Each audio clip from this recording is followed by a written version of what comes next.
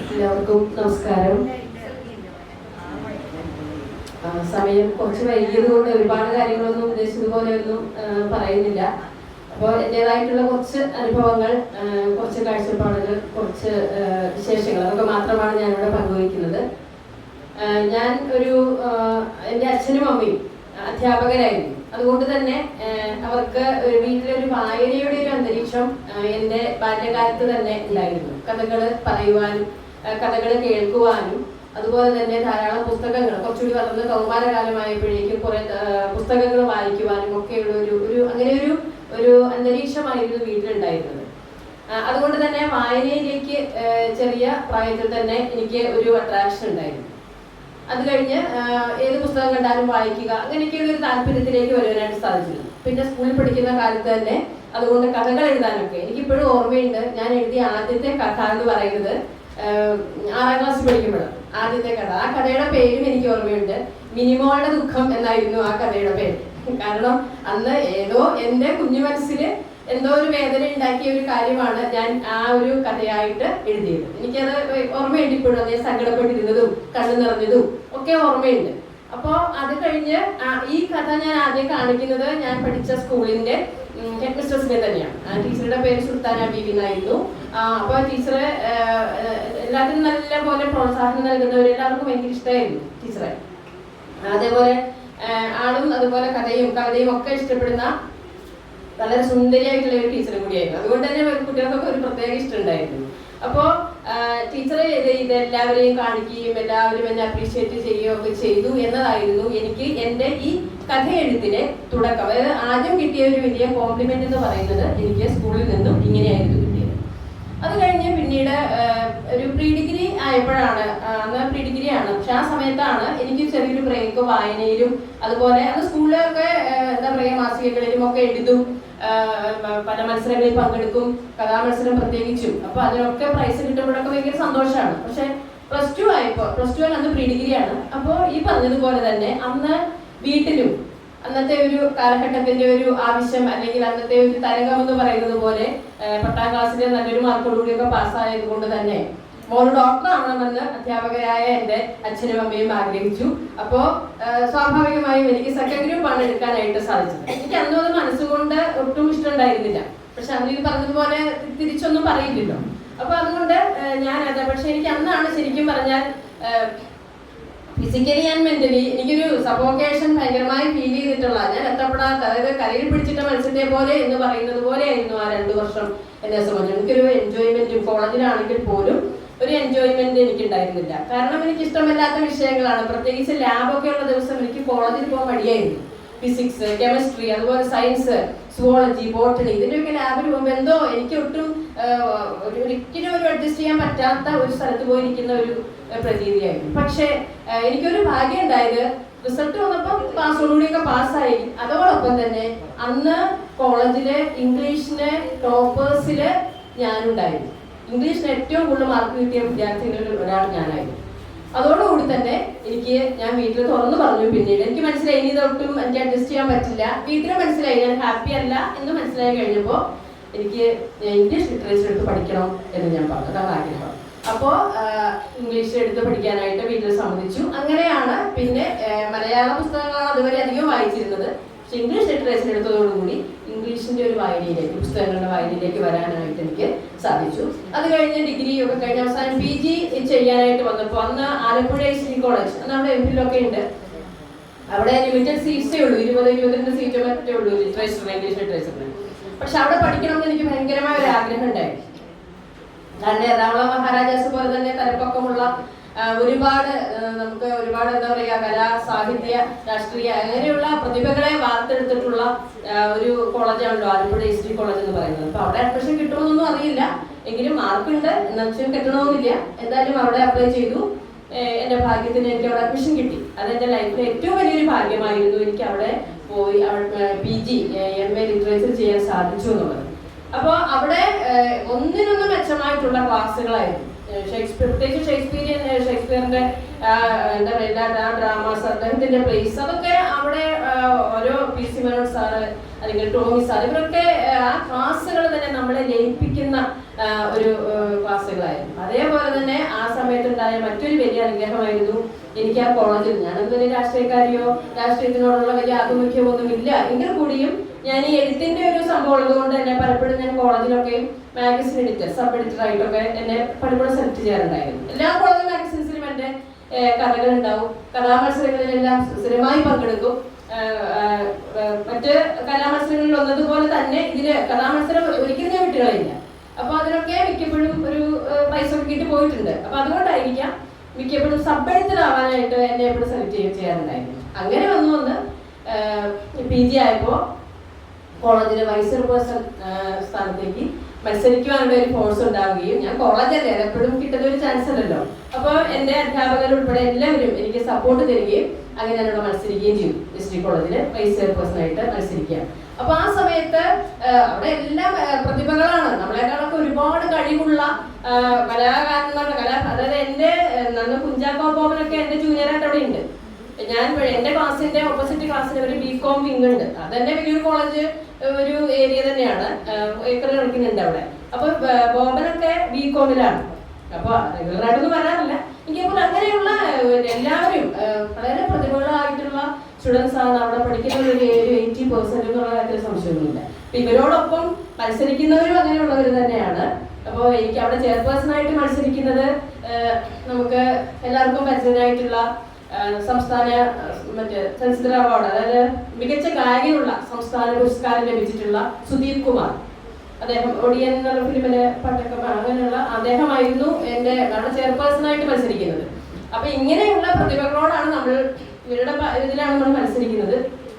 അപ്പൊ അത്യാവശ്യം എനിക്ക് വലുതായിട്ടൊന്നും പാടൊന്നും ഇല്ലെങ്കിലും ഇതിനു വേണ്ടി ഒന്ന് പിടിച്ചു നിൽക്കാൻ വേണ്ടി കുറച്ച് പാട്ടൊക്കെ പഠിച്ചു പോകും. പക്ഷെ അവിടെയും എന്നെ രക്ഷിച്ചത് ഈ കഥ പറച്ചിലായിരുന്നു. ചെറുതിനെ മുതൽ ഇങ്ങനെ ഒരു ശീലമുള്ളത് കൊണ്ട് ക്ലാസ്സിൽ ചെല്ലുമ്പോൾ, ഡിഗ്രി ക്ലാസ്സിലൊക്കെ ചെല്ലുമ്പോൾ കുട്ടികൾ പറയും, ചേച്ചി ഒരു കഥ പറയൂ. അപ്പോ ആ ഒരു കഥയൊക്കെ ഇവരെ ഇംപ്രസ് ചെയ്യാൻ വേണ്ടി ഇങ്ങനെ പറഞ്ഞ് ഒരു ശൈലിയിലൊക്കെ ഇങ്ങനെ പറഞ്ഞ് അവരെ കയ്യിലെടുക്കുന്നു. അങ്ങനെ എന്തായാലും അവിടെ ഒരു നല്ലൊരു ഭൂരിപക്ഷത്തിൽ അവിടെ വൈസ് ചെയർപേഴ്സണായിട്ട് ജയിച്ചു. അപ്പൊ അത് കഴിഞ്ഞ് ഇങ്ങനെ അവിടെ ആലപ്പുഴയാകുമ്പോൾ ഒരുപാട് വേദികൾ നമുക്ക് കിട്ടും. അവിടെ ഒരു പ്രസ്റ്റീജിയസ് പൊസിഷനാണ് ഈ ഒരു പോസ്റ്റ് എന്ന് പറയുന്നത്. പലപ്പോഴും പ്രിൻസിപ്പാളിനെ ക്ഷണിക്കുമ്പോൾ അദ്ദേഹത്തിന് പോകാതിരിക്കാൻ പറ്റാത്ത അവസ്ഥയിൽ ചെയർപേഴ്സണോ വൈസ് ചെയർപേഴ്സണോ ഒക്കെയാണ് അറ്റൻഡ് ചെയ്യുക. അപ്പൊ അങ്ങനെയൊക്കെ ഒരുപാട് വേദികളിൽ കലാപരമായിട്ടുള്ള സാംസ്കാരിക വേദികളിൽ സജീവമാകാനൊക്കെ എനിക്ക് ആ സമയത്ത് കഴിഞ്ഞിരുന്നു. അതിനുശേഷം ഞാൻ അവിടുന്ന് BEdനാണ് പോകുന്നത്. അവിടെ തന്നെയാണ് ആലപ്പുഴ ആര്യാടിലാണ് ഞാൻ BEd പഠിക്കുന്നത്. അപ്പോൾ അവിടെ പഠിക്കുന്ന സമയത്തും ഞാൻ ഇതുപോലെ കഥകൾ എഴുതുമായിരുന്നു. അവിടെ ഞാനത് നേരത്തെ ഒരു പ്രാവശ്യം ഇവിടെ നമ്മൾ നടന്ന വഴി നടന്ന പരിപാടിയിൽ ഞാനത് പങ്കുവെച്ചിട്ടുണ്ട്. അതുകൊണ്ട് അതേപ്പറ്റി വിശദമായിട്ട് ഞാൻ പറയുന്നില്ല. അവിടെ വെച്ച് ഞാൻ ജാലകം എന്ന് പറയുന്ന BEdനെ പഠിക്കുന്ന സമയത്ത് ഇറക്കിയ ഒരു മാഗസിൻ ഉണ്ട് അവിടെ, കോളേജ് മാഗസിൻ. അതിന് കനവുകൾ പൂത്തപ്പോൾ എന്ന പേരിൽ കഥ എഴുതിയിരുന്നു. അപ്പോൾ ആ കഥ എഴുതി കഴിഞ്ഞപ്പോൾ അതിൽ 3 ക്യാരക്ടേഴ്സാണ്, ഒരു ഹീറോയിൻ 2 ഹീറോസ്, അങ്ങനെയുള്ള ഒരു മെയിൻ ക്യാരക്ടേഴ്സായിട്ട് ഒരു 3 പേരാണ് വരുന്നത്. അപ്പൊ അത് മാഗസിനിൽ പബ്ലിഷ് ചെയ്തു. അതിനുശേഷം എനിക്ക് ഒരു പബ്ലിഷ് ചെയ്ത് കുറച്ച് കഴിഞ്ഞപ്പോൾ എൻ്റെ അഡ്രസ്സിൽ എനിക്കൊരു കത്ത് വരികയാണ്. അന്നൊന്നും ഫോൺ അങ്ങനെ ആയിട്ടില്ല, അപ്പോൾ മൊബൈൽ ഫോണൊന്നും ആയിട്ടില്ല. അപ്പോൾ ഒരു കത്ത് വരുന്നു, എന്നെ തേടി വരുന്നു. അപ്പോൾ നല്ല വടികൊത്ത ഒരു ഹാൻഡ് റൈറ്റിംഗിലാണ് അത് എഴുതിയിരിക്കുന്നത്. അപ്പോൾ അതിൽ ഞാൻ ആകാംക്ഷയോടെ തുറന്നു വായിച്ചപ്പോൾ അവിടെ അടുത്തൊരു ചിത്രകല ഒരു സങ്കേതമുണ്ട് അവിടെ. അപ്പൊ അത് ഭയങ്കര ഫേമസ് ആണ് ആലപ്പുഴയില്. അവിടുത്തെ അതിന്റെ ഓണറായിട്ടുള്ള ഒരു ചിത്രകാരനാണ്, ഒരു കലാകാരനാണ്, അദ്ദേഹമാണ് അത് എഴുതിയിരിക്കുന്നത്. അപ്പൊ അതിൽ എഴുതിയിരുന്നത് ഇതാണ്: ഞാൻ കനവുകൾ പൂത്തപ്പോൾ വായിച്ചു, വരണ്ട പാടത്തിന് മീതെ മഞ്ഞുതുള്ളികൾ വീണ ഒരു അനുഭവമാണ് എനിക്ക് തോന്നിയത്. ഇതിലെ കഥാപാത്രങ്ങളെ ഞാൻ അറിയും, ഇതിലെ അലോഷി ഞാനാണ്, അന്നയും ലക്ഷ്മിയും എൻ്റെ ജീവിതത്തിൽ സംഭവിച്ചവരാണ്. ചില സമയങ്ങളിൽ വേറൊരു അടുത്ത സെന്റൻസാണ് എന്നെ ഏറ്റവും ടച്ച് ചെയ്തത്. ചില സന്ദർഭങ്ങളിൽ കഥാകാരൻ അല്ലെങ്കിൽ കഥാകാരി ദൈവമാകുന്നു എന്ന സാർത്രന്റെ വചനം ഞാനിവിടെ ഓർമ്മിക്കുന്നു. ഇനി ഒരുപാട് എഴുതുമല്ലോ എന്ന് പറഞ്ഞ ആ ഒരു ലെറ്ററാണ് എനിക്ക് വീണ്ടും എഴുത്തിലേക്കുള്ള വലിയൊരു പ്രചോദനം ആയത്. ഞാനത് നേരത്തെ പ്രാവശ്യം പറയുകയും ലെറ്റർ കാണിക്കുകയൊക്കെ ചെയ്തിട്ടുണ്ട്, അതേപ്പറ്റി കൂടുതൽ അതുകൊണ്ട് പറയുന്നില്ല. അപ്പോൾ അങ്ങനെ ഒരു അനുഭവം എനിക്കുണ്ടായിരുന്നു. അത് കഴിഞ്ഞതിന് ശേഷം പിന്നെ MPhilലേക്കൊക്കെ പോയപ്പോൾ വീണ്ടും വായനയുടെ ലോകത്തേക്ക് എനിക്ക് തിരിച്ചു വരാനായിട്ട് സാധിച്ചു. അതുപോലെ തന്നെ പിന്നീട് ഇങ്ങനെയുള്ള മാഗസിൻസിനാണ് അധികവും ഞാൻ എഴുതിയിരുന്നത്. അത് കഴിഞ്ഞ് പിന്നീടാണ് ഒരു ടീച്ചിങ് ഫീൽഡിലേക്ക് കടന്നു വരുന്നത്. ഈ ഒരു വായനയുടെ ഗുണം എനിക്ക് അതുപോലെ ക്ലാസ്സുകളിൽ എനിക്ക് ചെയ്യാൻ പറ്റുന്നുള്ളതാണ് ഞാൻ ഏറ്റവും അധികം എനിക്ക് ഈ വായന കൊണ്ടുള്ള മറ്റൊരു ഗുണം എനിക്കുണ്ടായി. ക്ലാസ്സുകളെ കുട്ടികളെ വായനയിലേക്കും അല്ലെങ്കിൽ പുസ്തകങ്ങളിലേക്കും കഥയുടെ ലോകത്തേക്കും ഒക്കെ ആകർഷിച്ചു കൊണ്ടുവരുവാനും അവരെ പ്രത്യേകിച്ച് ഇങ്ങനെയുള്ള കുറച്ച് നേരത്തെ ഇവിടെ മാഡം പറഞ്ഞതുപോലെ തന്നെ എല്ലാവരും ഇത് ഒന്നും പരിശീലിച്ചിട്ടല്ലല്ലോ വരുന്നത്. ഒരു കഴിവാണത്, ജന്മന ഒരു കഴിവുണ്ട്, ഒരു സ്പാർക്ക് ഉള്ളിലുണ്ടാവും. അപ്പൊ അതിനെ നമ്മളൊന്ന് ആളിക്കത്തിക്കുക, കണ്ടെത്തുക എന്നുള്ളത് ഒരു അധ്യാപികയുടെ ഒരു കടമ കൂടിയാണെന്ന് വിശ്വസിക്കുന്ന ഒരാളാണ് ഞാൻ. അപ്പോൾ അതിനു വേണ്ടിയിട്ട് തീർച്ചയായിട്ടും ഇങ്ങനെയുള്ള കുറച്ച് കാര്യങ്ങൾ, അതുപോലെ ഞാൻ കോവിഡ് സമയത്താണെങ്കിലും ആദ്യം ഞാൻ പഠിപ്പിച്ചത് ചേർത്തല എസ് എൻ കോളേജിലാണ്, അടുത്ത് തന്നെയുള്ള കോളേജാണ്. ഇവിടുത്തെ ബി എഡ് കോളേജിന്റെ പ്രിൻസിപ്പാളാണ് എന്നെ അങ്ങോട്ട് വിടുന്നത് ഗസ്റ്റ് ലെക്ചറായിട്ട്. അപ്പൊ അതും മറ്റൊരു ഭാഗ്യമായി കരുതുന്നു. കാരണം പ്രിൻസിപ്പാൾ തന്നെ പറഞ്ഞ് റെക്കമെൻഡ് ചെയ്ത് അതെന്നെ അങ്ങോട്ട് വിടുകയാണ്. അപ്പോൾ അവിടെയാണ് എൻ്റെ കരിയർ ഇങ്ങനെ തുടങ്ങുന്നു. അപ്പോൾ നല്ലൊരു തുടക്കമായിരുന്നു അത്. അവിടെ വെച്ചാണ് ഇങ്ങനെയുള്ള ഈ വായനയുടെ അനുഭവങ്ങളൊക്കെ കുട്ടികളിലേക്ക് എത്തിക്കുവാനും അവരെ ഇതിലേക്ക് ഒന്ന് ആകർഷിക്കുവാനൊക്കെ ഒരു പരിധിവരെയൊക്കെ കഴിഞ്ഞു എന്നാണ് അന്ന് ഇന്ന് വിശ്വസിക്കുന്നത്. അതുപോലെ കോവിഡ് സമയത്ത് നമുക്ക് ധാരാളം എന്താ പറയുക, കുട്ടികൾക്ക് പുറത്തേക്ക് ഇറങ്ങാൻ പറ്റാത്ത ഒരു അവസ്ഥ എല്ലാവർക്കും അറിയാവുന്ന കാര്യമാണല്ലോ.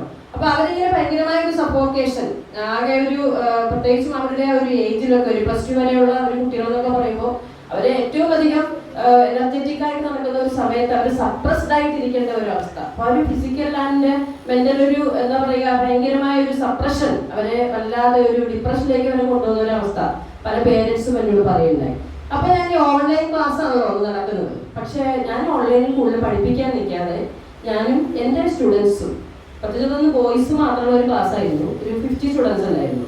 അപ്പൊ നമുക്കൊരു കവിത, ഒരു കളക്ഷൻ ഓഫ് ഹൈക്കു പോയംസ് നമുക്ക് ചെയ്താലോ, നമുക്ക് നേച്ചറിലേക്ക്, ഇപ്പൊ പുറത്തേക്കൊന്നും പോകാൻ പറ്റില്ല, പക്ഷെ നമുക്ക് നമ്മുടെ ഉമ്മറത്ത് നിന്നിട്ട് നമുക്ക് പ്രകൃതി ഒന്ന് നിരീക്ഷിക്കാം, നമുക്ക് നക്ഷത്രങ്ങളെ നോക്കാം, ആകാശം കാണാം, നിലാവ് കാണാം, രാവിലെ പൂക്കൾ വിടർന്നു നിൽക്കുന്നത് കാണാം, അതിന് മഞ്ഞുതുള്ളികൾ പറ്റിയിരിക്കുന്നത് കാണാം. അതിനൊന്നും കൊണ്ട് പ്രശ്നമില്ല. അപ്പൊ നമുക്ക് അതേ പറ്റി എന്നിട്ട് അതിന് ഓരോ എലമെന്റും എടുത്ത് നമുക്ക് 3 വരിയാക്കിയാലോ, ഹൈക്കു പോയമാക്കിയാലോ. അപ്പൊ ഇവർക്ക് ഭയങ്കര ഇഷ്ടമായി, കുട്ടികൾക്ക് ഭയങ്കര. ഞാൻ വിചാരിച്ചൊരു മടി കാണിക്കായിരിക്കും വിചാരിച്ചു, ഇങ്ങനെ ഇരുന്നൊരു ഇതായല്ലോ. പക്ഷെ അവർ ഭയങ്കര എനർജറ്റിക് ആയിരുന്നു. അത് കഴിഞ്ഞിട്ട് ഞാൻ ഇവരോടൊപ്പം ഇതിന്റെ ഒരു ഡിസ്കഷൻ ആയിരുന്നു പിന്നെയുള്ള ക്ലാസ്സുകൾ. ഒരു 3 മാസം, ഒരു മിനിമം ഒരു 1.5 അവർ ഡെയിലി ഞങ്ങൾ ഇതിനെപ്പറ്റി ഡിസ്കസ് ചെയ്യും. ഓരോരുത്തരുടെ കറക്ഷൻ ഉണ്ടാവും, ഇമേജസ് ഡിസ്കസ് ചെയ്യും. അങ്ങനെ പറഞ്ഞൊരു 3 മാസത്തിന് ശേഷം ഞങ്ങൾ ഒരു ഡിജിറ്റൽ മാഗസിൻ ഡ്രിസിൽ എന്നാണ് പേരിട്ടത്, ചാറ്റൽ മേള. അങ്ങനെ 101 ഹൈക്കു പോയംസിന്റെ ഒരു കളക്ഷൻ ഇറക്കിയിരുന്നു. അപ്പൊ അത് BRC ലെവലിലൊക്കെ അറിഞ്ഞ് DO DED ഒക്കെ വന്ന് ഭയങ്കര അഭിനന്ദനങ്ങളൊക്കെ ഉണ്ടായി. മിക്ക ചാനൽസിലും ഒക്കെ അത് വന്നിരുന്നു, അതിന്റെ ന്യൂസ് കാര്യങ്ങളൊക്കെ ഇന്റർവ്യൂ ആയിട്ടൊക്കെ വന്നിട്ടുണ്ടായിരുന്നു. അങ്ങനെ പല സ്കൂളുകളിലും +2 വരെയുള്ള സ്കൂളുകളിലേക്കൊക്കെ അത് പഠിപ്പിക്കാനായിട്ട് അവർ യൂസ് ചെയ്തു.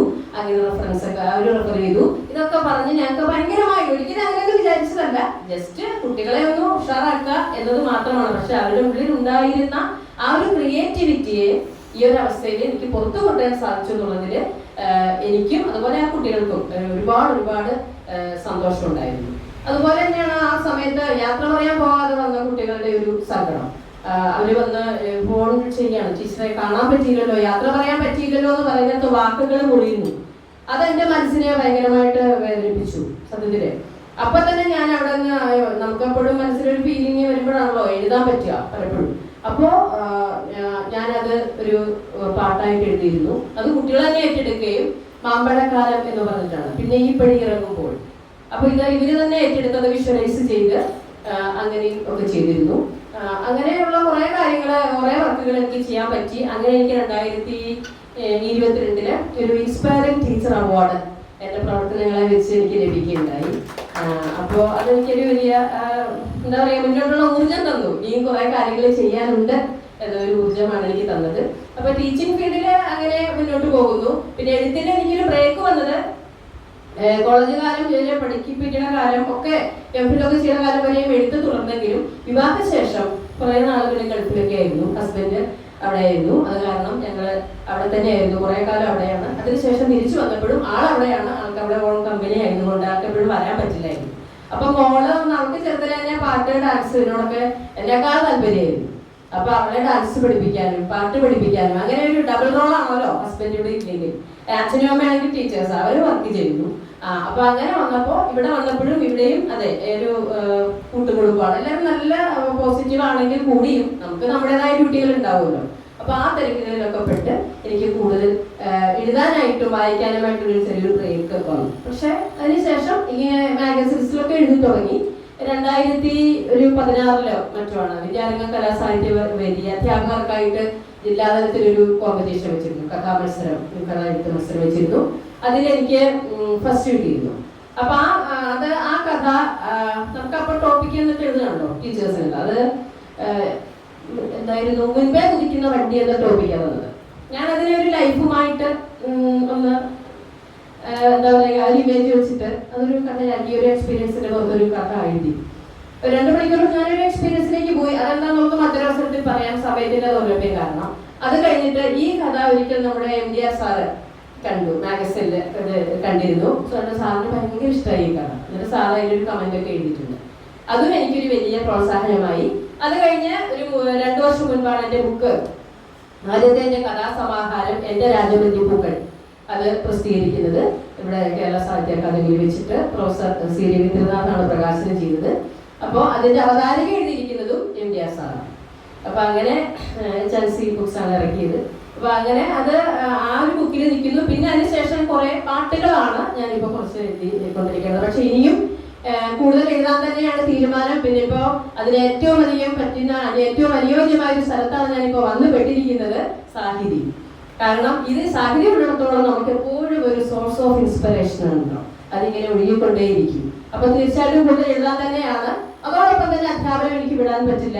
കാരണം ആദർവാട് പറഞ്ഞതുപോലെ അദ്ദേഹം പറഞ്ഞത് ഒരു മികച്ച അധ്യാപകൻ, നല്ല അധ്യാപകൻ പറയുന്നു, മികച്ച അധ്യാപകൻ ചെയ്ത് കാണിക്കുന്നു. But A great teacher inspires എന്ന് പറഞ്ഞു.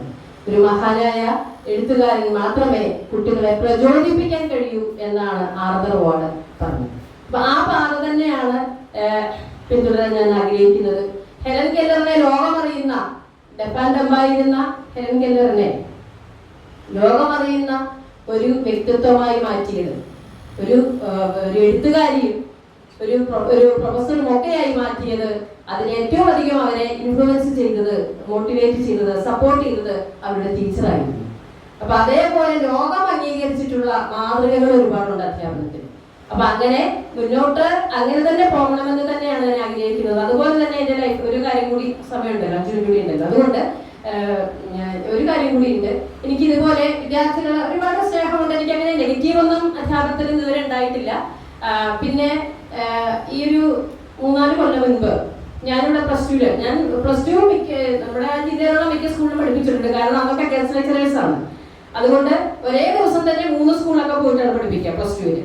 കാരണം അന്നില്ല, സ്റ്റാഫില്ല, പ്രത്യേകിച്ച് ലിറ്ററേച്ചറിനൊന്നും ആളില്ല. ലിറ്ററേച്ചർ നമുക്ക് MPhil സെറ്റ് ഇതൊക്കെ വേണമല്ലോ. MPhil അല്ലെങ്കിൽ സെറ്റ് എങ്ങനെ ഒരു ഹൈലി ക്വാളിഫൈഡ് ആയിരിക്കണം. ആൾക്കാരെ ഇംഗ്ലീഷിന് കുറവാണ്. അപ്പൊ അതുകൊണ്ട് തന്നെ ഡിമാൻഡ് ആയിരുന്നു. അപ്പൊ 3-4 സ്കൂളിലൊക്കെയാണ് ഒരു ദിവസം പോവുക. അപ്പൊ ഒരുപാട് സ്റ്റുഡൻസ്, അത് കാരണം അതെന്റെ ലൈഫിൽ ഒരു വലിയ ഭാഗ്യമാണ്. ഒരുപാട് സ്റ്റുഡൻസ് ഇന്നും നല്ല കോണ്ടാക്റ്റിലാണ്. ഇതിനൊരു 4-5 വർഷം മുൻപ് ഞാൻ പ്ലസ് ടു നന്ദിക്കര പഠിപ്പിച്ചിരുന്നത്. ഇതുപോലെ ഹ്യൂമാനിറ്റീസിന്റെ കാര്യം പറഞ്ഞപ്പോഴാണ് ഏറ്റവും പറയുന്നത്. അവര് ഈ പറഞ്ഞ പോലെ സയൻസിലെ കുട്ടികൾക്കാണല്ലോ എപ്പോഴും ഡിമാൻഡ്. അവര് കുറച്ച് ബുദ്ധിജീവികളാണ്, ഇവര് പഠിക്കാത്തവരാണെന്നുള്ളത്. പക്ഷെ ഇവര് പഠിക്കാൻ കുറച്ച് പിന്നോക്കമായിരുന്നെങ്കിലും നല്ല എന്താ പറയാ ഭയങ്കര ക്രിയേറ്റീവായിട്ട് ടാലന്റഡ് ആയിരുന്നു ഒരുപാട് കുട്ടികൾ ആ ക്ലാസ്സിൽ എനിക്ക് ഉണ്ടായിരുന്നു. എനിക്കറിയാമായിരുന്നു. കാരണം നമ്മളവിടെ ഒരു ഞാനെന്ന് പഠിപ്പിക്കുമ്പോൾ ഇതുപോലെയുള്ള ഒരു ഷേക്സ്പിയറിയൻ പ്ലേയോ അല്ലെങ്കിൽ എന്തെങ്കിലുമൊക്കെ ഒന്ന് ആക്ട് ചെയ്ത് അതിന് റെഫറൻസ് കൊടുത്തൊക്കെയാണ് പഠിപ്പിക്കുക. അപ്പൊ അത് ഉൾക്കൊണ്ടുകൊണ്ട് പിറ്റേ ദിവസം അതൊന്ന് വെറൈറ്റി ആയിട്ട് ചെയ്തുകൊണ്ട് വരാനും ഒക്കെ ഇവര് നല്ല ഇനിഷ്യേറ്റീവ് എടുക്കുമായിരുന്നു. അപ്പൊ അങ്ങനെ ആ ക്ലാസ്സില് ഇടയ്ക്ക് ഗെറ്റ് ടുഗദറൊക്കെ വെക്കും. വർഷങ്ങൾക്ക് ശേഷം എനിക്ക് ഒരു കോള് വന്നു, ഒരു 4 വർഷം മുൻപ്. അപ്പൊ ടീച്ചർ, ഞാൻ നന്ദിക്കര പ്ലസ് ടു പഠിച്ചിരുന്ന രഞ്ജിത്ത് രവിയാണ്. അപ്പൊ എനിക്ക് ഓർമ്മ വന്നു, ഞാൻ നല്ലപോലെ ശ്രദ്ധിച്ചിരിക്കുന്ന ഒരു കുട്ടിയാണ്, നന്നായിട്ട് എഴുതുവാണ്, നല്ല ലാംഗ്വേജ് ആയിരുന്നു, ഇംഗ്ലീഷും മലയാളവും. അപ്പൊ എന്താ രഞ്ജിത്ത്, അതിനുശേഷം ടീച്ചറെ ഞാനൊരു ഫിലിമിന് സ്ക്രിപ്റ്റ് എഴുതുകയാണ്, കഴിഞ്ഞു അപ്പൊ ഫിലിം ഉടനെ റിലീസാവും. അപ്പൊ ടീച്ചർ പ്രസ് ചെയ്യണം. ഞാൻ അതിനെന്താ അതെപ്പോഴും ഉണ്ടല്ലോ. അപ്പൊ എന്താണ് തീമൊക്കെ ചോദിച്ചു. അപ്പൊ ഞാൻ അപ്പൊ ആരാണ് ഹീറോയിൻ ചോദിച്ചപ്പോ അന്ന് ലീഡിങ് ആയിട്ടുള്ള അപർണ ബാലമുരളിയാണ് നായിക. അപ്പൊ അപർണയൊക്കെ ഒരു ഡേറ്റ് കൊടുക്കണമെങ്കിൽ അത്രയും ഒരു സ്ക്രിപ്റ്റ് ഒക്കെ വായിച്ചിട്ട് കൊടുക്കുള്ളൂ. അന്ന് അവരാണ് ഏറ്റവും ടോപ്പായിട്ട് നിൽക്കുന്നത്. അപ്പൊ എനിക്ക് ഭയങ്കര സന്തോഷമായി. നമ്മുടെ ഒരു പ്രിയപ്പെട്ട സ്റ്റുഡന്റ്, ഒരു സ്ക്രിപ്റ്റ് റൈറ്റർ മലയാളത്തിൽ ഒരു തിരക്കഥാകൃത്തായി വരുന്നു ഇത്രയും നല്ലൊരു പടത്തിൽ എന്നുള്ളത് എനിക്ക് ഭയങ്കര ഒരു അഭിമാനമായി തോന്നി. അത് കഴിഞ്ഞ് ഞാൻ പടം ഇറങ്ങി. ആദ്യം തന്നെ ടീച്ചർ പോയി കണ്ടിട്ട് അഭിപ്രായം പറഞ്ഞെന്ന് പറഞ്ഞാൽ ആദ്യത്തെ ഷോയിൽ തന്നെ ഞാൻ ഫാമിലി ആയിട്ട് പോയി. നല്ലൊരു പടമായിരുന്നു. പടം സൂപ്പർ ഹിറ്റ് ആയിരുന്നു. പക്ഷെ അതിനുശേഷം ആ ടീച്ചേഴ്സ് ഡേക്ക് രഞ്ജിത്ത് എന്താ പറയാ ഫേസ്ബുക്കില് എന്നെ വിഷ് ചെയ്തുകൊണ്ട്, ഞാനന്ന് ഫേസ്ബുക്കിൽ ഇത്ര ആക്റ്റീവ് അല്ല, ഞാൻ ബുക്ക് ഇറങ്ങിയതിന് ശേഷമാണ് കുറെ ആക്റ്റീവ് ആയത്. എന്നെ എനിക്ക് ഒരു പോസ്റ്റ് ഇട്ടു, എന്നെ കുറിച്ചൊരു പോസ്റ്റ് ഇട്ടു, ആ ക്ലാസ്സിനെ കുറിച്ചൊരു പോസ്റ്റ് ഇട്ടു. ഞാനത് അറിഞ്ഞില്ല. ഞാൻ അറിയുന്നത് എന്നെ NCTV വിളിക്കുമ്പോഴാണ്. വിളിച്ചൊരു കാര്യം, അന്ന് ഈ പടം ഇങ്ങനെ കിട്ടാൻ നിൽക്കുന്നതുകൊണ്ട് രഞ്ജിത്തിന് അത്യാവശ്യം ഫിലിം ഒരു പേഴ്സൺ ആയല്ലോ. അപ്പൊ വിളിച്ചിട്ട് ടീച്ചറെ ഞങ്ങൾ ഇങ്ങനെ NCTV ടീച്ചറുടെ ഒരു സ്റ്റുഡന്റ്, ഒരു ഫെയിം പേഴ്സൺ, ഒരു വളരെ ടച്ചിങ് ആയ ഒരു പോസ്റ്റ് ഞങ്ങൾ ടീച്ചേഴ്സിനായിട്ടുള്ള ഒരു വിളിക്കുന്നത് തലേദിവസം കൊണ്ടേ പോസ്റ്റ് ചെയ്തത് ഞങ്ങൾ കണ്ടു. ഞങ്ങൾക്കൊരു ഇന്റർവ്യൂ തരുമോ ടീച്ചർ അനുഭവത്തെ കുറിച്ച്. അപ്പൊ ഞാൻ ആകെ സർപ്രൈസ്ഡ് ആയി പോയി. ഞാൻ ഒരിക്കലും വിചാരിച്ചില്ല. 20 വർഷം മുൻപാണ് ഇവരെ ഞാൻ പഠിപ്പിച്ചിട്ടുള്ളത്. അപ്പൊ എനിക്ക് ആകെ അതിശയം. അപ്പൊ ഞാനിത് വായിച്ചിട്ടുമില്ല. പിന്നെ എന്നെ തപ്പിപ്പിടിച്ച് വായിച്ചു കഴിഞ്ഞപ്പോൾ സത്യത്തിൽ എന്റെ കണ്ണു നിറഞ്ഞു പോയി. അപ്പൊ അതിനുശേഷമാണ് അവര് വീട്ടിൽ വരികയും അതിന്റെ ഒരു അതേക്കുറിച്ചുള്ള ഒരു ഇന്റർവ്യൂ ഇടുകയും ചെയ്തു. അപ്പൊ നിങ്ങൾക്ക് കേൾക്കണമെങ്കിൽ ഞാൻ എന്റെ ഒരു കുറച്ച് വായിക്കാം. ആ എഴുതിയ പോസ്റ്റിന്റെ ഒരു നല്ല ടച്ചിങ് ആണ്. കേൾക്കണോ? കുറച്ച് ഇത് കുറെ ഉണ്ട്, പക്ഷെ ഞാനത് ചുരുക്കി വായിക്കാം കേട്ടോ, സമയമില്ലാത്തതുകൊണ്ട്.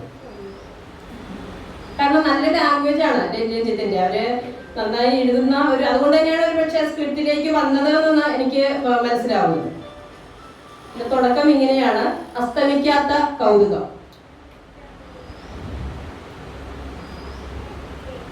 10ാം ക്ലാസ് കഴിഞ്ഞ് സ്വാതന്ത്ര്യമുള്ള കോളേജ് കാലഘട്ടം തുടങ്ങുന്നതിന്റെ ത്രില്ലിലിരുന്ന ഞങ്ങൾക്ക് ഇരുട്ടടിയായി ആ അധ്യയന വർഷം മുതൽ +2 തെരുവിൽ വന്നു. വേദനയോടെ ഞങ്ങൾ ആ സത്യം മനസ്സിലാക്കി. സ്കൂളിന്റെ 4 ചുവരുകൾക്കുള്ളിൽ തന്നെ ഞങ്ങളുടെ കൗമാരത്തിന്റെ വിലപ്പെട്ട 2 വർഷങ്ങൾ കൂടി ചിലവഴിക്കണമെന്ന്. അങ്ങനെ പുതിയൊരു വിദ്യാഭ്യാസ പരീക്ഷണത്തിന്റെ ആദ്യ ഇരകളായി പലരെ പോലെ ഞാനും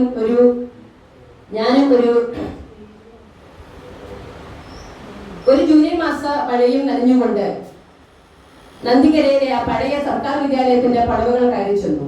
ശരിക്കും മടുപ്പോടെയായിരുന്നു സ്കൂളിലേക്ക് പോയത്. മോചനം കിട്ടാത്ത തലവറ പോലെ എനിക്ക് ആ ക്ലാസ് മുറികൾ തോന്നിച്ചു. എനിക്ക് മാത്രമല്ല, പലർക്കും. പീരീഡുകൾ ഒന്നൊന്നായി കടന്നുപോയി. പണ്ടേ കീറാമുട്ടിയായ ഇംഗ്ലീഷ് ഭാഷയിൽ തന്നെ എല്ലാ വിഷയവും പഠിക്കണമെന്നും കൂടിയായപ്പോൾ ശരിക്കും മടുപ്പോടെ ഇരുന്ന ഞങ്ങൾക്കിടയിലേക്ക് ഷേക്സ്പിയറിന്റെ ജൂലിയസ് സീസർ നാടകവും കയ്യിൽ പിടിച്ചുകൊണ്ട് കാണാൻ അതിസുന്ദരിയായ ഒരു ടീച്ചർ കടന്നു വന്നു. മനോഹരമായി ചിരിച്ച് എല്ലാവരെയും പരിചയപ്പെട്ട ആ ടീച്ചർ പുസ്തകം കയ്യിലെടുത്തു. മറ്റൊരു ഉറക്ക പീരീഡ് മനസ്സിൽ കണ്ട ഞങ്ങളോട് ആ ടീച്ചർ മഹാനായ ജൂലിയസ് സീസറിന്റെ കഥ പറയുവാൻ തുടങ്ങി.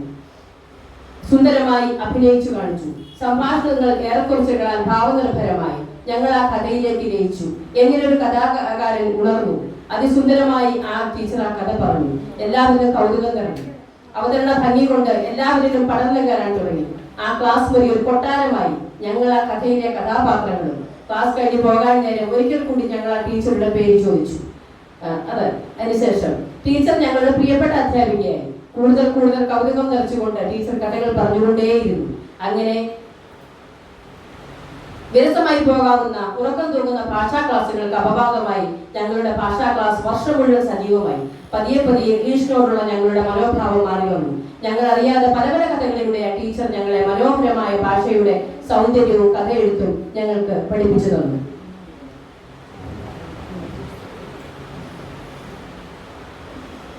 അങ്ങനെ പല കഥകളിലൂടെ ആ ടീച്ചർ ഞങ്ങളെ മനോഹരമായ ഭാഷയുടെ സൗന്ദര്യം ബോധ്യപ്പെടുത്തി. ടീച്ചറുടെ കഥ പറച്ചിനോടുള്ള ഇഷ്ടം കാരണം ഏറെ ബഹുമാനത്തോടെ ഞങ്ങൾ ആ ടീച്ചർക്ക് ഒരു പേര് വിട്ടു: ലേഡി ഷേക്സ്പിയർ. ടീച്ചർ അത്രമേൽ ഞങ്ങളെ കഥകളിലൂടെ സ്വാധീനിച്ചിരുന്നു, ഞങ്ങളെ കഥാകാരന്മാരാക്കി മാറ്റിയിരുന്നു. അപ്പോൾ ഇത് എൻ്റെ ഒരു സ്റ്റുഡന്റ് 20 വർഷത്തിന് ശേഷം എഴുതി എന്നുള്ളതും, അങ്ങനെ ആ സ്റ്റുഡന്റ് നാളെ മലയാള സിനിമ അംഗീകരിക്കുന്ന ഒരു തലത്തിലേക്ക് ഇപ്പൊ തന്നെ എത്തപ്പെട്ട് കഴിഞ്ഞു. ഇപ്പൊ തമിഴ് സ്ക്രിപ്റ്റ് എഴുതുകയാണ് എന്നുള്ളതും എനിക്ക് ഏറെ അഭിമാനം നൽകുന്നു. അതുപോലെ തന്നെ ഇതുപോലെ ഇൻസ്പയറിംഗ് ഒരു കുട്ടികളെ ഇതിലേക്ക് കൊണ്ടുവരിക, ഭാഷയിലേക്കും കഥ എഴുത്തിലേക്കും ക്രിയേറ്റിവിറ്റിയിലേക്കും കൊണ്ടുവരിക എന്നതും ഒരു അധ്യാപകന്റെ അല്ലെങ്കിൽ അധ്യാപികയുടെ കടമയാണെന്ന് കൂടി ഞാൻ വിശ്വസിക്കുന്നു. അപ്പോൾ ഇത്രയും പറഞ്ഞുകൊണ്ട് എന്റെ കുറച്ച് അനുഭവങ്ങൾ ഷെയർ ചെയ്തുകൊണ്ട് ഞാൻ നിർത്തുകയാണ്. നമസ്കാരം.